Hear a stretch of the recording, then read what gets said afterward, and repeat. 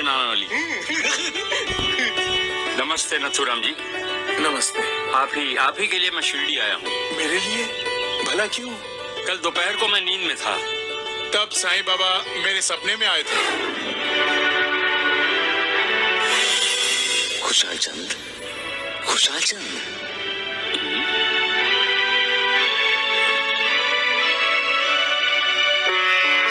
बाबा आप बैठिए।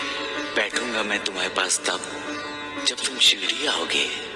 इस समय नहीं। इस समय मैं तुम्हारे पास एक काम से आया हूँ। आज्ञा कीजिए बाबा। खुशाल चंद, मेरा नथुराम बनिया के पास उधारी हुई है। कब आओगे तुम मेरे पास शिरडी? अभी बाबा, इसी समय आपके साथ ही आता हूँ। सपने की बात समझते ही मैं यहाँ आया हूँ। नथुराम जी, साईं बाबा की कितनी उधारी आपके पास है? मैं सब चुकता कर देना चाहता हूँ।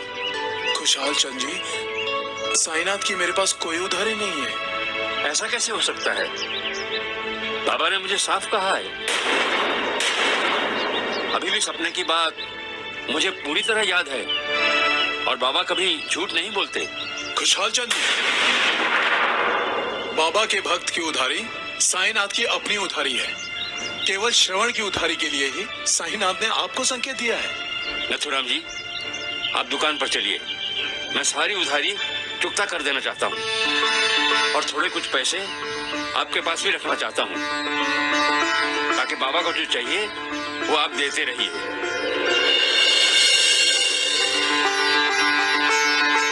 पैसे की चिंता मत कीजिए।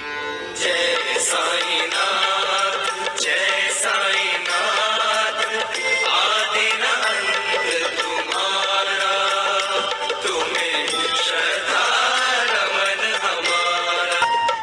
क्षमा, माफी, ये ऐसे शस्त्र हैं जिससे हम किसी पर वार ना करते हुए भी उस पर विजय प्राप्त कर सकते हैं।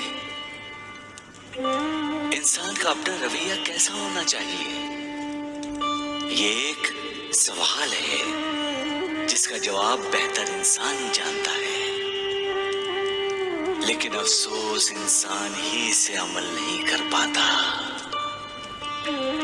मानव का पहला कर्तव्य है मानवता के धर्म को निभाना, दूसरों को उनके अपराधों के लिए क्षमा कर देना, जितनी जरूरत हो उतना ही बोलना। जब हम जरूरत से ज्यादा बोलते हैं तो वो बातें किसी काम की नहीं रह जाती और फिर शुरू होती है निंदा, एक दूसरे पर दोषारोपण, गालियां, और फिर होता है मन अशांत। और अशांत मन कभी कल्याण की बात नहीं सोचेगा। वो देगा जन्म तो सिर्फ क्रोध को। क्रोध के अधीन होने का मतलब है शत्रु के अधीन होना। इसलिए इंसान को अपने आपे में रहते हुए दूसरों के हितों का सोचना चाहिए। अगर वो दूसरों के हितों को सोचेगा तो उसका भला स्वयं होगा। सबका मालिक एक। बाबा, बाबा, बाबा, बाबा, बाबा, मुझे माफ कर दीजिए बाबा, मुझे माफ कर दीजिए बाबा। मुझे अपनी गलती का एहसास हो गया है। मुझे अपनी गलती का एहसास हो गया है। मुझे अपनी गलती का एहसास हो गया है बाबा।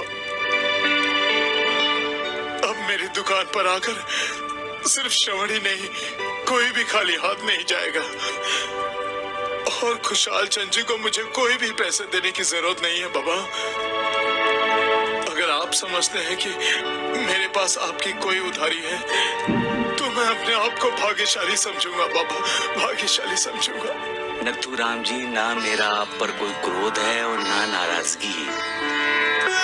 आपने तो व्यापारी की तरह व्यवहार किया, उसमें कोई गलत नहीं है। इस दुनिया में लेन देन पैसे के बिना नहीं होता है, इसलिए तो पैसे की अहमियत है।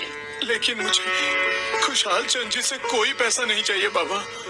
और हम सबके यहाँ रहते हुए आपको राहता के खुशहाल चंद जी से पैसे लेने की क्या जरूरत है देवा?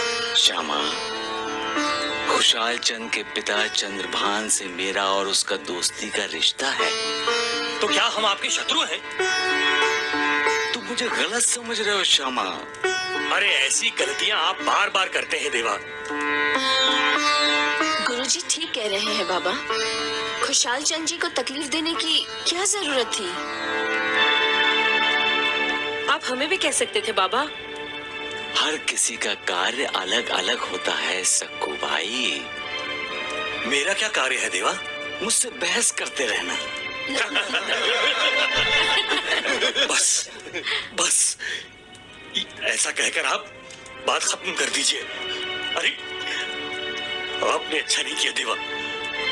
हम गरीब जरूर हैं, लेकिन अपने भगवान के लिए हम कुछ भी करने के लिए तैयार हैं देवा, कुछ भी। श्यामा, तुम बुरा मान गए?